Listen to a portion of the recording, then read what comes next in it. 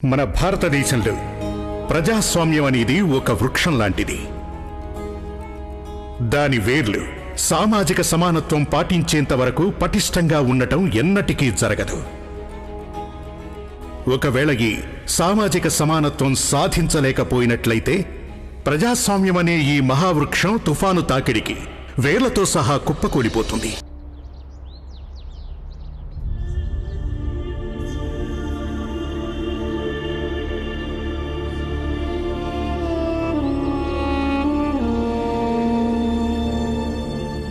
భీమ్, తొందరగా పద పనిలోకి. నువ్వు మళ్ళీ మందెందుకు పట్టుకున్నావు?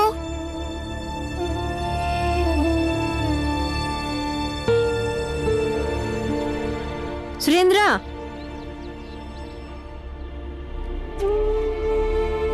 నువ్వు మందు ఎందుకు రాసుకోలేదు? నేను బాగానే ఉన్నాను. నువ్వు బాగోలేవు. ఇదిగో మందు రాసుకో. అయితే నువ్వే స్వయంగా నాకు మందు రాయి.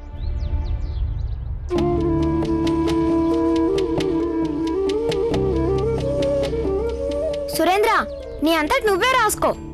ఎందుకు నీతో పాటు మాకు కూడా తిప్పలు తెస్తున్నావు? రా భీమ్. ఆగు. నేనొకసారి మా నాన్నకి చెప్పాను, నేను అంటుకోవడం వల్ల ఒకరికి ఇబ్బంది కలుగుతుందంటే నేను అందరికీ దూరంగా ఉంటానని. కానీ ఇవాళ సమస్య ఇబ్బంది గురించి కాదు, ఇవాళ సమస్య మందుది. కాబట్టి నేను సురేంద్రకు తప్పకుండా మందు రాస్తాను.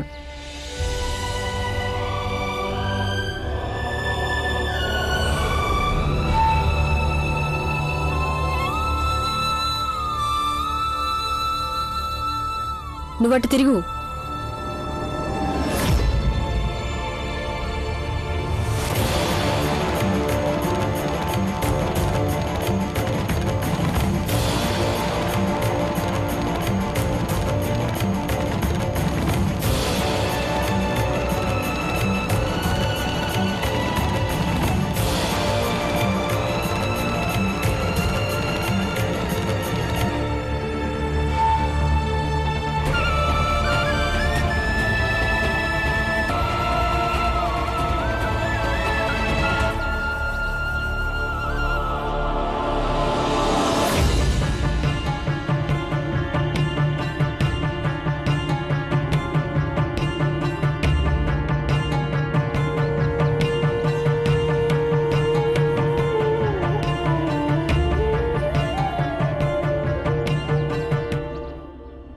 వదినా, బడి నుంచి వచ్చే సమయం అయిపోయింది కదా, మరి ఇప్పటిదాకా రాలేదేంటి? అబ్బా, పిల్లలే కదా, ఎక్కడైనా ఆడుకోవడానికి ఆగి ఉంటారు. వచ్చేస్తారులే. ఒకవేళ అబ్బాయితోటే ఆడుకుంటున్నాడేమో. ఇక బాల ఆనంద్ కూడా వాడి కోసం ఆగారేమో. నేను వెళ్ళి చూసొస్తాను. అరే ఆగు. లేదు లేదు, ఆ పిల్లాడి తల్లిదండ్రులు ఆ భీమునేమన్నా. వదినా, మీ అమ్మ అసలు మాట వినదు. భీమ్ గురించి మాకు కూడా దిగులుగానే ఉంది. అమ్మ వెళ్ళడమే మంచిదనుకుంటా. చరా మీ ఇద్దరు రండి, మొదలు పెట్టండి. ఇవాళ ఆట మొదలు పెట్టండి. పోండి.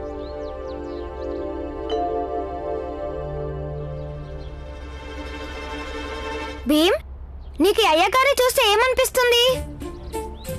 ఈయన వాళ్ళ ఆవిడతో ఇంట్లో గొడవ పడి వచ్చాడు.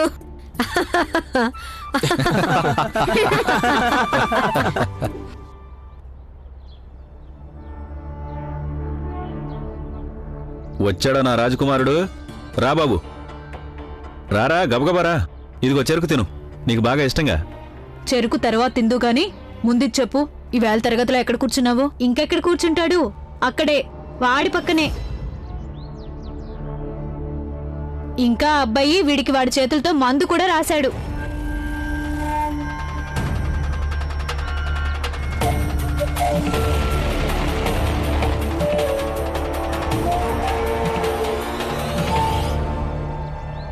అంటే వాడు వీడిని ముట్టుకున్నాడా?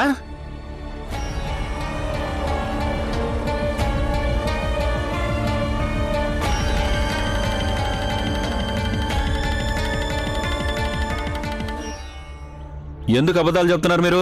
నా కొడుకుని తిట్టిద్దామని చూస్తున్నారా? అరే వీడు నా కొడుకు, నా రక్తం. ఒక్కసారి నేను చెప్పానంటే నా మాట జవదాటడు, వాడి దగ్గర కూర్చుని ఉండడు. అవునా బాబు? కూర్చోలేదు కదా? అంతే అయి ఉంటుందండి. మా అబ్బాయి సురేంద్ర చాలా బుద్ధిమంతుడు. లేదు నాన్న, వాళ్ళిద్దరు చెప్పేది నిజమే. నేను వెళ్ళి తన పక్కనే కూర్చున్నాను.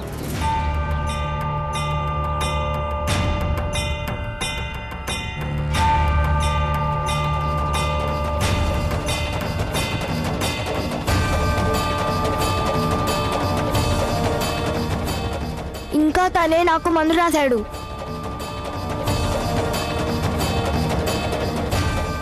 ఒకవేళ అది మీకు ఇష్టం లేకపోతే నేను మళ్ళీ మీతో దెబ్బలు తింటాను. మిత్రులారా, ఇది మన ఉన్నత జాతికే ప్రమాదం లాంటిది. మీరందరూ నాతో రండి. పదా.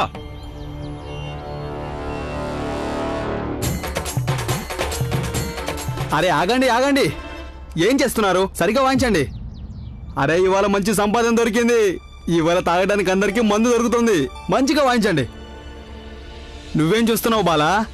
నువ్వు కూడా బాగా వాయించు, నీకు కూడా దొరుకుతుంది.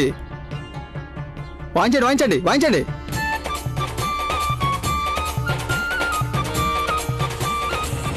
మాస్టర్ గారు నమస్కారం. నమస్కారం. బడుదిలేశారా మాస్టారు? ఏమైంది? నేను భీమ్ బాల వాళ్ళ అమ్మని. మీరెక్కడైనా వాళ్ళని చూసారా? ఇక్కడే ఉండుంటారు. పిల్లలతో కలిసి ఇక్కడే ఎక్కడో ఆడుకోవడానికి వెళ్ళుంటారు. ఎక్కడికి వెళ్ళుంటారో?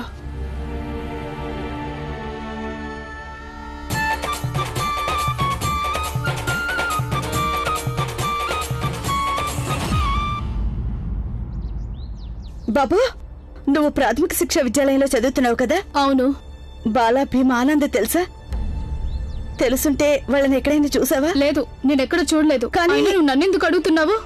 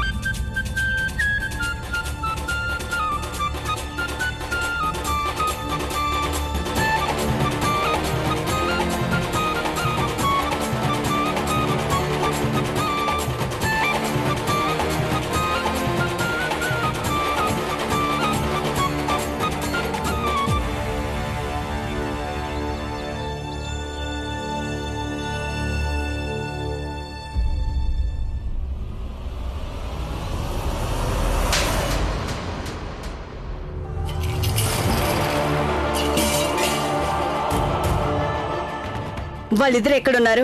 సామాన్లు అమ్ముతున్నారు. సామాన్లు అమ్ముతున్నారు.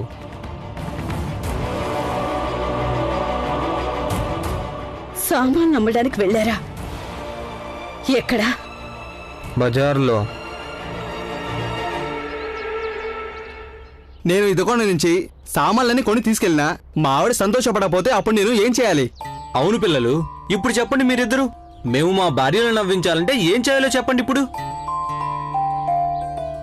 అది మా భీమ్ చెప్తాడు. మీ భార్యని ఎలా నవ్వించాలో చెప్పు భీమ్. ఎలా? నవ్వుతూ. నవ్వుతూ ఎలా?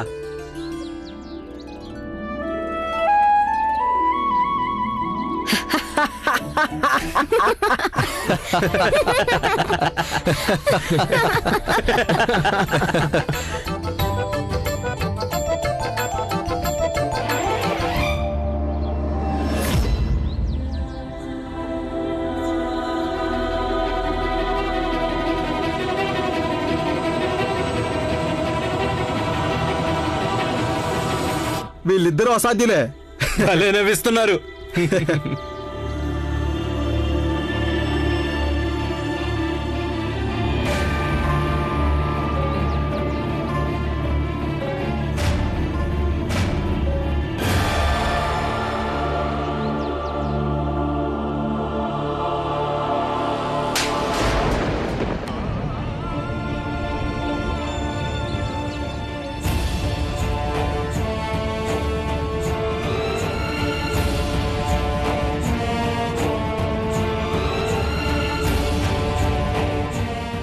చదువుకోవడానికి పంపించాం, హాస్యం చేయడానికి కాదు.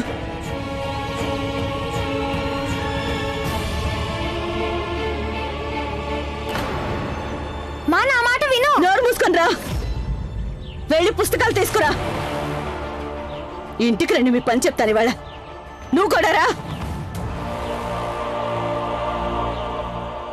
ఇంట్లో నుండి అందరూ బయటికి రండి. ఇవాళ మీ అంతు చూస్తాం. బయటికి రండి. నాన్న ఊరుకోండి, ఇంటికి పదండి. అయ్యో, అలా ఎలా ఊరుకుంటామో? మా పిల్లల బుద్ధులు భ్రష్టు పట్టించేశారు వీళ్ళ పిల్లలందరూ కలిసి. మీ పిల్లల కారణంగా మా జాతి ధర్మం పూర్తిగా భ్రష్టు పట్టిపోతోంది. ముందు బయటకు వస్తారా రారా, లేక నన్నే బయటికి లాగమంటారా?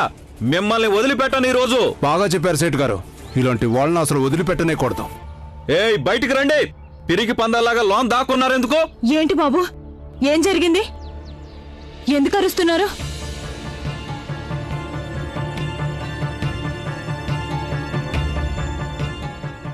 ఏంటి, ఏం పని? వీడి స్కూల్లో ఎవరైతే చదువుకుంటున్నారో వాళ్ళతో పనుంది, వాళ్ళ అమ్మతో పనుంది, వాళ్ళ నాన్నతో పనుంది, వాళ్ళ కుటుంబం అందరితో పనుంది. తులసి ఈ అబ్బాయితోనే అనుకుంటా మన భీమ్ స్నేహం చేస్తుంది. అవునక్క, ఇప్పుడు ఏమవుతుంది? కానీ మా వాడు అసలు ఏం చేశాడు? వాడికి గట్టిగా బుద్ధి చెప్పాలి. ఆ పిల్లాడికి మీరు చెప్తారా, లేక మమ్మల్ని చెప్పమంటారా? మీకు మీ స్థానం ఏంటో తెలుసుగా. మర్చిపోయారా? మీ పిల్లలు మా పిల్లలతో కలిసి కూర్చోకూడదని. బహుశా ఈ రోజు దాకా వీళ్ళ స్థానం ఏంటో చూపించలేదనుకుంటా.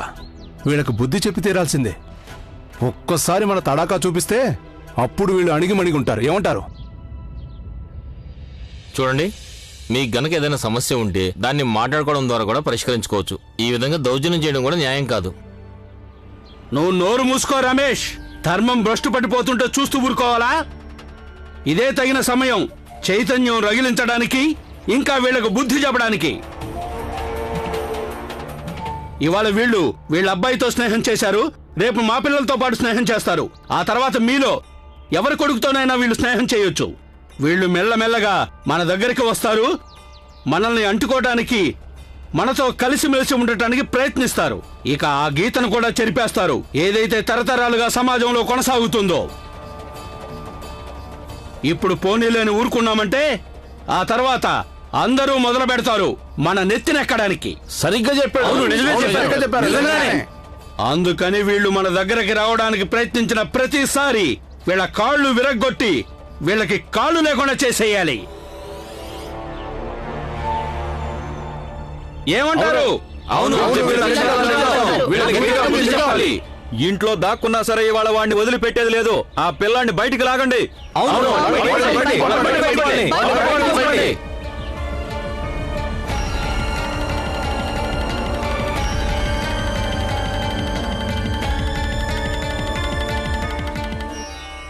ఆగండి ఆగండి, అటు చూడండి, వాళ్ళు వస్తున్నారు.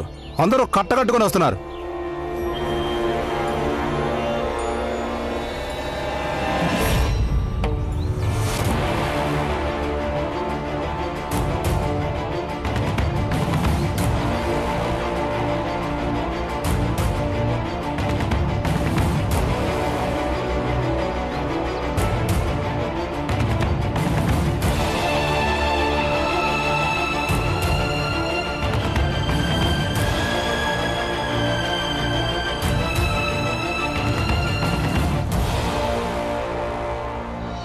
మీరందరూ ఈ విధంగా మా ఇంటి బయట ఎందుకు నిలబడ్డారు? నువ్వు వీడికి అమ్మవా? వీడి తండ్రి ఎక్కడున్నాడు? ఆయన బయటకెళ్లారు, ఇంట్లో లేరు. ఈ ముగ్గురు పిల్లలే స్కూల్లో నా కొడుకుతో స్నేహం చేసేది. నేను నీకు నచ్చ చెప్పడానికి వచ్చాను. ఇప్పుడే ఈ క్షణమే ఈ ఇంటిని ఖాళీ చేసి వెళ్ళిపోండి, లేకపోతే మిమ్మల్ని ఎవరూ కాపాడలేరు. అర్థమైందా?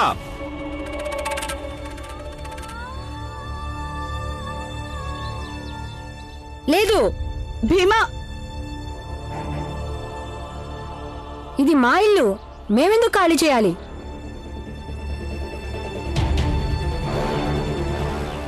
అవునా అన్న, ఇది వాళ్ళిల్లు. అరే, ఇది ఎవరిల్లైనా సరే దీన్ని ఇప్పటికిప్పుడు ఖాళీ చేసి తీరాల్సిందే. మర్యాదగా వెళ్ళకపోతే వాళ్ళని మెడబెట్టి బయటికి గెంటండి.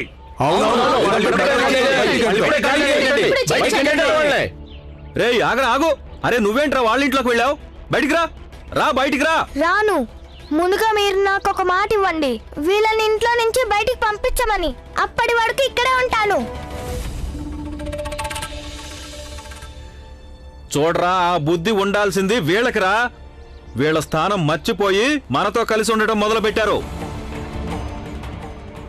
వీళ్ళు మనతో కలిసి ఉండటానికి వీల్లేదు. వీళ్ళకి ఈ విషయం తెలియజెప్పడం చాలా అవసరం. మిత్రులారా, వీళ్ళ సామాన్లు బయటపడేయండి.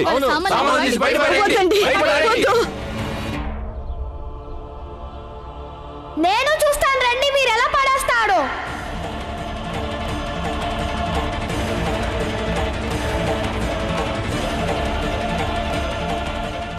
ఆనంద్, బాలా, మేము చూస్తాం ఎలా పారేస్తారో.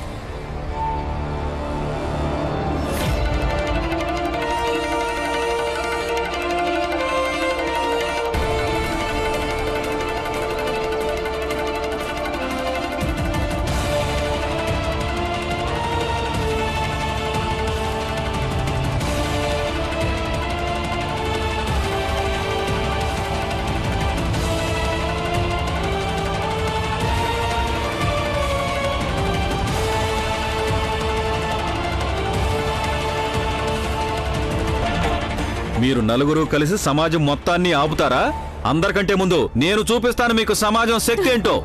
దయచేసి ఆగండి, ఆగండి, అలా చేయకండి, ఆగండి, ఆగండి, పని చేయకండి.